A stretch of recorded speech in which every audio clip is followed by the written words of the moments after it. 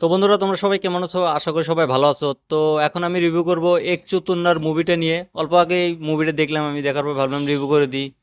অল্প আগে কিন্তু আমি একটা রিভিউ করছি যেটার নাম ছিল হির এক্সপ্রেস। তো হির এক্সপ্রেস আর এক চতুর্নার মুভিটার ডিরেক্টর উমেশ শুক্লাই। তো উমেশ শুক্লার উদ্দেশ্যটা কি? একসাথে 12 সেপ্টেম্বরে দুইটা মুভি রিলিজ করার উদ্দেশ্যটা আমি বুঝতে পারলাম না। সে কি দুইটা মুভি একসাথে ফ্লপ খাইতে চায়, না দুইটা মুভি একসাথে ব্লকবাস্টার করতে চায়? মানে কি লটারি খেলছে মনে হয়, যে দুইটার ভিতরে একটা চলে গেলেই কাম হয়ে যাব। তো সেরকমই আমি যা দেখতেছি। তো এই মুভি কেমন হচ্ছে সেটা আলোচনা করব। এটা তোমার হলো কমেডি থ্রিলার মুভি। তোমার 2 ঘন্টা 14 মিনিটের মুভি। তো এই মুভিতে মেন রোল যে করছে দিব্যা খোসলা, নীল নিতিন মুকেশ, তারপর হলো গীতা আগরওয়াল, তারপর সুশান্ত সিং, ছায়া কদম। ভালো ভালো অ্যাক্টররা এই মুভিতে কাজ করছে। তো মুভির কাহিনীটার কথা যদি বলি, বহুত মানুষ কিন্তু এই মুভির কাহিনীটা ট্রেলার দেখেই বুঝে গেছে যে মুভির কাহিনীটা কি হবো। তো এই মুভিতে দিব্যা খোসলা যে রোলটা করছে, সে একটা গরিব ঘরের মেয়ে। তার সাথে তার শ্বশুর শাশুড়ি, মানে মিডল ক্লাস লোক যেভাবে থাকে সেভাবে আর কি তারা আছে, তাদের পয়সা পাতির অভাব। তো আরেক সাইডে নীলনীতিন মুকেশ, সে একজন ধনী ধনী ঘরের ব্যক্তি। সে একজন ধনী লোক।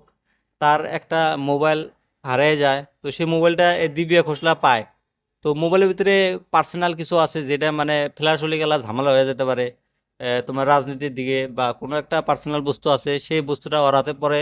তো দিব্যা খোসলা এই মোবাইলটা পাওয়ার পরে তার সম্পূর্ণ এই মোবাইলের ভিতরে কি কি আছে না আছে সব জানা হয়ে যায়।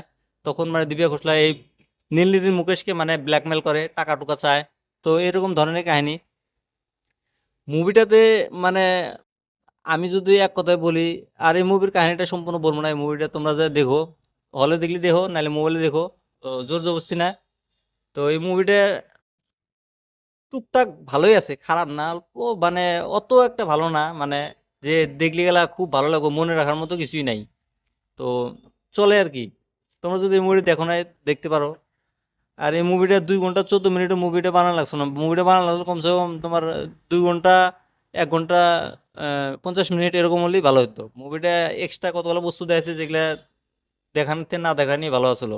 তো মুভি কমেডি টুকটাক ভালো আছে। মুভিটা মানে খাস না আর কি। এর আগে যে বীর নাকি হিরো এক্সপ্রেস, সেই মুভিটা কিন্তু অত একটা ভালো না। ওটার থেকে এটা অল্প ভালো আছে। তো উমেশ শুক্লা মানে টার্গেট করছে দুইটা তীর একসাথে ছেড়ে দিছে, কোনটাতে লাগে লাগবো।